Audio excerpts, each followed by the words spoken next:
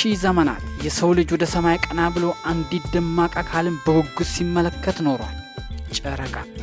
ባለቅኔዎች ስለሷ ዘፈኑ፣ ሳይንቲስቶች ስለሷ ተመራመሩ። ነገር ግን ማንም ሰው እዛ ላይ እደርሳለሁ ብሎ አስቦ አያውቅም ነበር። እስከ ሐምሌ 20 ቀን 1969 እንደ አውሮፓውያን አቆጣጠር ድረስ። በዚያን ቀን አንድ ሰው የማይቻለውን አደረገ። የሰው ልጅ ለመጀመሪያ ጊዜ ከምድር ውጪ በሆነ አካል ላይ እግሩን አሳረፈ። ዛሬ በታሪክ ውስጥ ትልቁን ድፍረት ስለፈጸመውና ይህቺ ለሰው ልጅ ትንሽ እርምጃ ለሰው ዘር ግን ታላቅ ምርታኔ ስላለው ጀግና ስለ ኒል አርምስትሮንግ አስደናቂ የህዋ ጉዞ እናወራለን። ወደ ቻናላችን እንኳን በደህና መጣችሁ። ቪዲዮን ከመጀመራችን በፊት ላይክ እና ሰብስክራይብ ማድረግ ግን አትርሱ። ኒል ኦልደን አርምስትሮንግ እንደ አውሮፓውያን አቆጣጠር ነሐሴ 5 ቀን 1930 በአሜሪካ ኦሃዮ ግዛት ተወለደ። ገና የ6 ዓመት ልጅ እያለ ከአባቱ ጋር ለመጀመሪያ ጊዜ በአውሮፕላን ሲበር የበረራ ፍቅር በውስጡ ተጠነሰሰ። ኒል መኪና መንዳት ከመልመዱ በፊት በ16 ዓመቱ የአውሮፕላን አብራሪነት መንጃ ፍቃድ አውጥቶ ነበር። በኮሪያ ጦርነት ወቅት በባህር ኃይል አብራሪነት አገልግሏል። ከጦርነቱ በኋላ ደግሞ እጅግ አደገኛ የሆነውን ሥራ መረጠ፣ የሙከራ አብራሪነት ቴስት ፓይለት። አዳዲስ እና ያልተሞከሩ አውሮፕላኖችን እያበረረ የቴክኖሎጂውን ድንበር ይገፋ ነበር። በዚህ ስራው የተማረው መረጋጋትንና በችግር ጊዜ ፈጣን ውሳኔ መስጠትን ነበር። ይህ ችሎታው ደግሞ ከዓመታት በኋላ በጨረቃ ላይ ሕይወቱን ሊያተርፍለት ችሏል። በ1950ዎቹ መጨረሻና በ60ዎቹ መጀመሪያ አሜሪካና ሶቪየት ኅብረት በቀዝቃዛው ጦርነት ውስጥ ነበሩ። ይህ ጦርነት ወደ ህዋም ተዛመተ። ሶቪየት ኅብረት የመጀመሪያውን ሳተላይት ስፑትኒክን እና የመጀመሪያውን ሰው ዩሪ ጋጋሪን ወደ ህዋ ስትልክ አሜሪካ ወደ ኋላ ቀርታ ነበር። በዚህ ጊዜ ፕሬዝዳንት ጆን ኤፍ ኬኔዲ ትልቅ ቃል ገቡ። በዚህ 10 ዓመት መጨረሻ የሰው ልጅ ጨረቃ ላይ አሳርፈን በሰላም እንመለሳለን አሉ። ይህን ለማሳካት ናሳ ምርጥ አብራሪዎችን መመልመል ጀመረ። ኒል አርምስትሮንግ በ1962 ዓ.ም የጠፈር ተመራማሪ አስትሮናውት ሆኖ ተመረጠ። የኒል የመጀመሪያ የህዋ ጉዞ ጄሚናይ 8 የተባለው ተልእኮ ነበር። በውሃ ላይ 2 መንኮራኩሮችን የማገጣጠም ሙከራ ሲያደርጉ መንኮራኩሪቱ በድንገት በሰከንድ 1 ጊዜ መሽከርከር ጀመረች። ኒል እና ባልደረባው ራሳቸውን ሊስቱ ጥቂት ሲቀራቸው ኒል በከፍተኛ እርጋታ ዋናውን ሞተር አጥፍቶ ተቀያሪ ሞተሮችን በመጠቀም መንኮራኩሪቷን አረጋጋት። ይህ ክስተት ኒል ምንም አይነት አደጋ ቢመጣ የማይደናገጥ ጀግና መሆኑን ለናሳ አረጋገጠላቸው። ለመሆኑ የጄሚናይ 8 ተልእኮ ዋና ዓላማ ምን ነበር? የዚህ ጉዞ ዋና ዓላማ ለቀጣዩና ትልቁ የጨረቃ ላይ ጉዞ አፖሎ ተልእኮ መንገድ ጠራጊ የሆኑ ቴክኖሎጂዎችን መሞከር ነበር። ከነዚህ ዋና ዓላማዎች መካከል 1. በውሃ ላይ 2 መንኮራኩሮችን ማገጣጠም ኦርቢታል ዶኪንግ። የጉዞ ትልቁና ዋነኛው ዓላማ ጄሚናይ 8ን አጄና ከተባለችው ሰው አልባ ኢላማ መንኮራኩር ጋር በውሃ ምህዋር ላይ ማገጣጠም ነበር። በታሪክ ለመጀመሪያ ጊዜ 2 መንኮራኩሮችን በውሃ ላይ ማገጣጠም የተሞከረበት ጉዞ ነው። ይህ ተግባር ወደፊት በጨረቃ ምህዋር ላይ መንኮራኩሮችን ለመገጣጠም እጅግ አስፈላጊ የነበረ እርምጃ ነው። 2. የውሃ ላይ እርምጃ ስፔስ ዎክ። ዴቪድ ስኮት ከመንኮራኩሩ ወጥቶ በውሃ ላይ የተለያዩ ሙከራዎችን እንዲያደርግ ታቅዶ ነበር።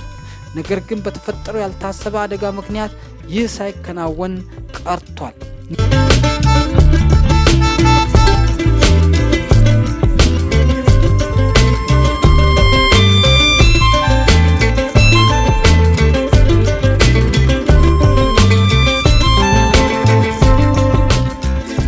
ኒል አርምስትሮንግ መንኮራኩሪቱን ከአጄና ጋር በተሳካ ሁኔታ በማገጣጠም የመጀመሪያውን ታሪካዊ ዓላማ አሳክቶ ነበር። ነገር ግን እውነተኛው ፈተና የተፈጠረው ከዚህ በኋላ ነው። 1. ከቁጥጥር ውጪ የሆነ ሽክርክሪት። ከተገጣጠሙ ከጥቂት ደቂቃዎች በኋላ 2 መንኮራኩሮች በድንገት ከቁጥጥር ውጪ በሆነ ፍጥነት መሽከርከር ስፒኒንግ ጀመሩ። 2. የኒል አርምስትሮንግ ሙከራ። ኒል መጀመሪያ ችግሩ ከሰው አልባዋ አጄና መንኮራኩር የመጣ መስሎት የራሱን መንኮራኩር ጄሚናይ 8 ነጥሎ አወጣ። ነገር ግን ሽክርክሪቱ ይበልጥ እየባሰበት መጣ። በሴኮንድ 1 ጊዜ ሙሉ ዙር እስከ መሽከርከር ደረሱ። ይህ ከፍተኛ መሽከርከር የጠፈር ተመራማሪዎቹ ራሳቸውን እስከ መሳት ብላክአውት ሊያደርሳቸውና ሕይወታቸውን ሊያሳጣቸው ተቃርቦ ነበር። 3 የችግሩ መንስኤ ኒል በፍጥነት ሲመረምር ችግሩ የተፈጠረው በራሳቸው መንኮራኩር ላይ ባለ አንድ የተበላሸና ክፍት ሆኖ የቀረ አቅጣጫ መቆጣጠሪያ ሞተር ትረስተር መሆኑን ተረዳ። 4 ጀግንነት የተሞላበት ውሳኔ ኒል ምንም ጊዜ ሳያጠፋ ዋናውን የመንኮራኩሪቱን ሞተር OAMS አጥፍቶ ለመልስ ጉዞና ለድንገተኛ አደጋ ብቻ የሚያገለግለው ልዩ ሞተር ሪኢንትሪ ኮንትሮል ሲስተም RCS በማብራት መንኮራኩሪቷን ከተጨማሪ ሽክርክሪት አረጋጋት። ከዚህ አፋጣኝና እርጋታ የተሞላበት ውሳኔው የራሱንና የጓደኛውን ሕይወት ከሞት ታደገ። ነገር ግን የድንገተኛ አደጋ ሞተርን በመጠቀማቸው የናሳ ሕግ በሚያዘው መሰረት የተቀረው ተልእኮ ተቋርጦ በአስቸኳይ ወደ ምድር እንዲመለሱ ተደረገ። የኒል አርምስትሮንግ በከፍተኛ አደጋ ውስጥ ራስን አለመሳትና ተረጋግቶ መፍትሄ መፈለግ ችሎታ ከዓመታት በኋላ የአፖሎ 11 ዋና አዛዥ ሆኖ እንዲመረጥ ትልቅ አስተዋጽኦ አድርጓል። ጊዜው ደረሰ። የሰው ልጅ ታላቁ ተልእኮ አፖሎ 11 ተዘጋጀ። የዚህ ታሪካዊ ጉዞ አዛዥ ሆኖ የተመረጠው ኒል አርምስትሮንግ ሲሆን የጨረቃ ላይ ማረፊያ ሉናር ሞጁል አብራሪ ቡዝ አልድሪን እንዲሁም የዋና መንኮራኩር ኮማንድ ሞጁል አብራሪ ማይክል ኮሊንስ ነበሩ። ለጉዞ የተጠቀሙት ሳተርን 5 የተባለው ግዙፍ ሮኬት ነበር። ይህ ሮኬት ከ110 ሜትር በላይ ርዝመት ሲኖረው እስከ ዛሬ ከተሰሩት ማሽኖች ሁሉ እጅግ ኃይለኛው ነው። ሐምሌ 16 ቀን 1969 በሚሊዮን የሚቆጠሩ ሰዎች በቴሌቪዥን እየተመለከቱ ሳተርን 5 ምድርን እያንቀጠቀጠ ተነሳ። ወደ 400,000 ኪሎ ሜትር የሚጠጋው የጨረቃ ጉዞ ተጀመረ። ለ3 ቀናት በህዋ ውስጥ ከተጓዙ በኋላ የጨረቃ ምህዋር ተቀላቀሉ። አሁን ትልቁ ፈተና ከፊታቸው ይጠብቃቸዋል።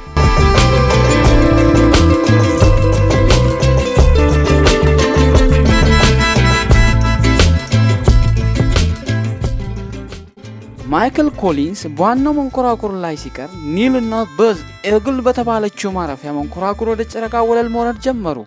ነገር ግን ሁሉም ነገር በተያዘለት እቅድ አልሄደም። ከጨረቃ ወለል ጥቂት ኪሎ ሜትሮች ሲቀራቸው ኮምፒውተራቸው 1202 የሚል የስህተት መልእክት አላርም ማሳየት ጀመረ። ኮምፒውተሩ መረጃ በዝቶበት መቆጣጠር አቅቶት ነበር። በምድር ላይ ያሉ የናሳ መሐንዲሶች በፍጥነት መርምረው ጉዞውን እንዲቀጥሉ ወሰኑ። ነገር ግን ሌላ ችግር ተፈጠረ። ኮምፒውተሩ ሊያሳርፋቸው ያሰበው ቦታ ትላልቅ አለቶችና ጉድጓዶች የሞሉበት አደገኛ ስፍራ ነበር። ኒል አርምስትሮንግ ወዲያውኑ አውቶማቲክ ሲስተሙን አጥፍቶ ማረፊያውን በራሱ እጅ መቆጣጠር ጀመረ። ነዳጅ እያለቀ ነው። 60 ሰከንድ፣ 30 ሰከንድ የሚበቃ ነዳጅ ብቻ ቀረ። በመጨረሻም ሐምሌ 20 ቀን 1999 የጨረቃ ወለል ላይ አረፉ። ኒል በሬዲዮ ሂውስተን እዚህ ትራንኩሊቲ ቤዝ ነን፣ ንስሪቷ ወይም ኢግሏ አርፋለች በማለት አበሰረ። በናሳ ማዕከል የነበሩ መሐንዲሶች በደስታ ፈነደቁ። የሰው ልጅ በሌላ ዓለም ላይ በተሳካ ሁኔታ አረፈ። ከጥቂት ሰዓታት በኋላ ኒል አርምስትሮንግ የማረፊያውን በር ከፍቶ በመሰላሉ መውረድ ጀመረ። ከግማሽ ቢሊዮን በላይ የሚሆኑ የዓለም ሕዝቦች በቴሌቪዥን በቀጥታ ይከታተሉ ነበር። እግሩን በጨረቃ አቧራ ላይ ሲያሳርፍ በታሪክ ውስጥ ለዘላለም የሚታወሰውን ቃል ተናገረ። ይህች ለአንድ ሰው ትንሽ እርምጃ ለሰው ዘር ግን ታላቅ እምርታ ነች።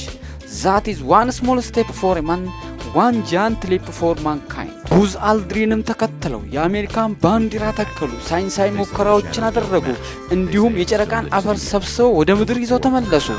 ማይክል ኮሊንስን ተቀላቅሎ ሐምሌ 24 ቀን በሰላም ፓሲፊክ ውቅያኖስ ላይ አረፉ። ኒል አርምስትሮንግ ከዚህ ተልእኮ በኋላ ወደ ህዋ አልተመለሰም። ይልቁንም አስተማሪ መሆንን መረጠ። እንደ አውሮፓውያን አቆጣጠር በ2012 እስካረፈበት ጊዜ ድረስ ራሱን እንደ ጀግና ሳይሆን ስራውን በትክክል እንደሰራ አንድ ተራ መሐንዲስ ነበር የሚቆጥረው። የአፖሎ 11 ተልእኮ የሰው ልጅ አቅም ያሳየ፣ የማይቻል የሚባል ነገር እንደሌለ ያስመሰከረ ታላቅ ክስተት ነው። ያ በጨረቃ ላይ ያረፈው የኒል አርምስትሮንግ የእግር አሻራ ዛሬም ድረስ እዚያው አለ። የሰው ልጅ ህልምና ጀግንነት መታሰቢያ ሆኖ ለዘላለም እዛው